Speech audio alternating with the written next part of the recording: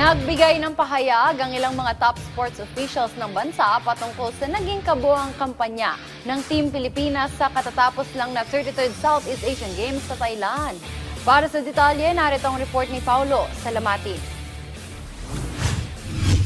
Tinapos ng Pilipinas ang kanilang kampanya sa 33rd Thailand Southeast Asian Games nang nasa ika-6 na pwesto matapos magbulsa ng 50 ginto, 73 silver at 154 bronze medals. Mas mababa ng 10 medalya kumpara sa inisyal na target na 60 gold medals at mas mababa ng 2 pwesto sa layuning makapag-top 4 sa 2025 SEA Games ranking. Pero sa kabila nito, ibinahagi ni Philippine Olympic Committee President Abraham Bambol Tolentino at Philippine Sports Commission Chairman Patrick Gregorio na kontento sila sa naabot na tagumpay at ibinigay na karangalan sa bansa ng Philippine delegation sa halos 2 linggong biennial games sa Thailand. We broke many records. We defended.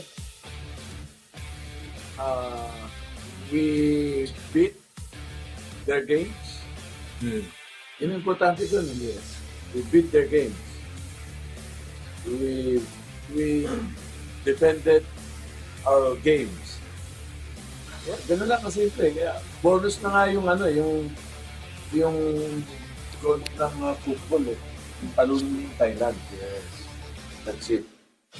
Of course, I agree 100% with the POC President Bambol. Yun yung sinasabi niyang we won in games that mattered most. We won in competitions that mattered most. That to them. Yeah. Doon natin sila tinalo and maski naman tayo na sorpresa pero doon lang that proves that we can excel in the Olympic competitions. Kabilang sa mga tampok na panalo ng Pilipinas, ang 2 gintong medalya ng Gilas Men's and Women's 5x5 basketball team, softball at baseball, 3 gintong medalya sa swimming sa pangunguna ni Kayla Sanchez, habang naghatid din ng ginto sina tennis star Alex Ayala, women's beach volleyball team, Filipino pole vaulter na si AJ Obiena at marami pang iba.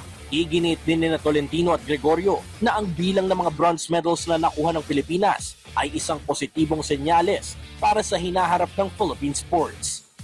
Lumaban talaga sila. Daming daming magic. Even daming mo sa trial. Yun, gold silver.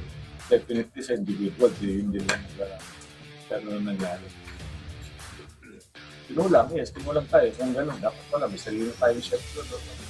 Tayo na nagluto doon sa next day. Kasi may mangyayari. Mahirap yung tumakbo ng gano'n. Ang pakiramdam. Diba? Ano yun? Ito ang nangyari. Yan ang grassroots natin. Yung bronze medals na yan ang grassroots natin. And mag-i-improve yan because we gave them an opportunity to participate in the Southeast Asian Games in Bangkok. So, ako very happy ako.